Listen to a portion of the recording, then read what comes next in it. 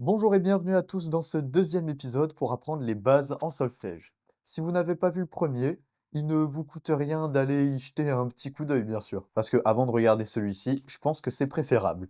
Bref, dans cette vidéo, nous allons parler des tonalités en musique, c'est quoi une tonalité, à quoi ça sert. Puis ensuite, nous allons voir un nouveau petit rythme. Petit spoiler, on en a déjà parlé dans une ancienne vidéo batterie. Maintenant, place à la leçon 2. De manière simple, la tonalité sera la note principale du morceau et tout tournera à peu près autour de celle-ci. Ainsi, chaque tonalité a sa gamme et chaque gamme se détermine en fonction de son nombre de dièses ou de bémols au début de la portée. Si tout cela vous paraît compliqué à comprendre, voici un petit exemple concret avec la gamme de Ré mineur. Alors la gamme de Ré mineur, elle est simplement composée d'un seul bémol sur le Si, et c'est d'ailleurs comme ça que nous la reconnaissons. Comme vous pouvez le constater dans cet exemple, lorsque je pars du Ré, que je vais vers le Ré suivant, tout en remplaçant le Si par un Si bémol. Alors nous obtenons la gamme de Ré mineur.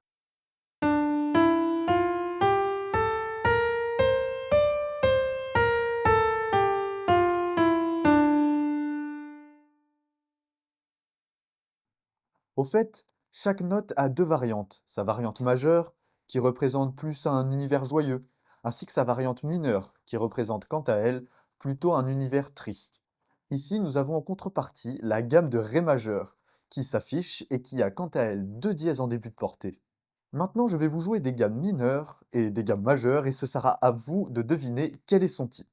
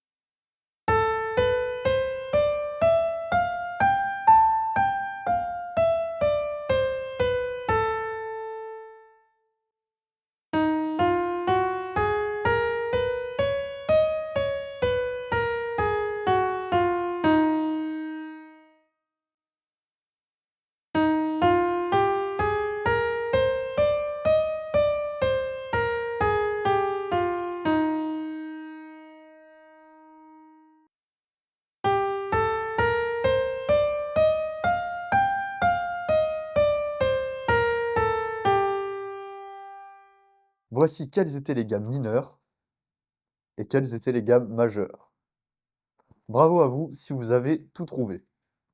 Passons désormais au rythme du jour, la double croche.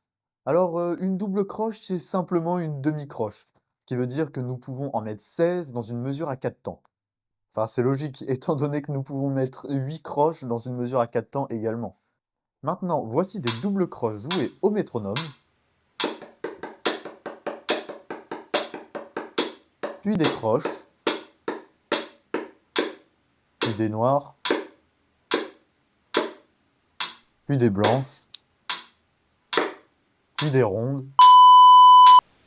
Maintenant que vous êtes des pros de la tonalité et de la double croche, on va se faire plaisir à travers quelques exercices qui regroupent tonalité et rythme. Le but est très simple. Il vous suffit simplement de me dire si la tonalité est soit mineure, soit majeure, et quel rythme vous avez entendu. Donc ça peut être soit des croches, des doubles croches, des noires, des blanches, etc. Bon allez, on y va pour les extraits.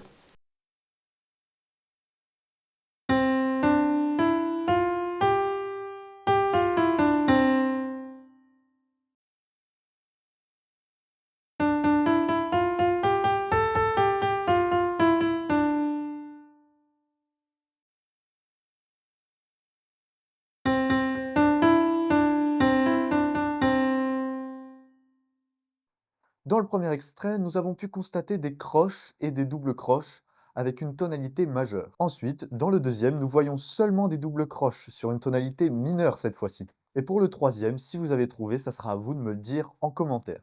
Merci d'avoir suivi cette leçon 2 jusqu'au bout.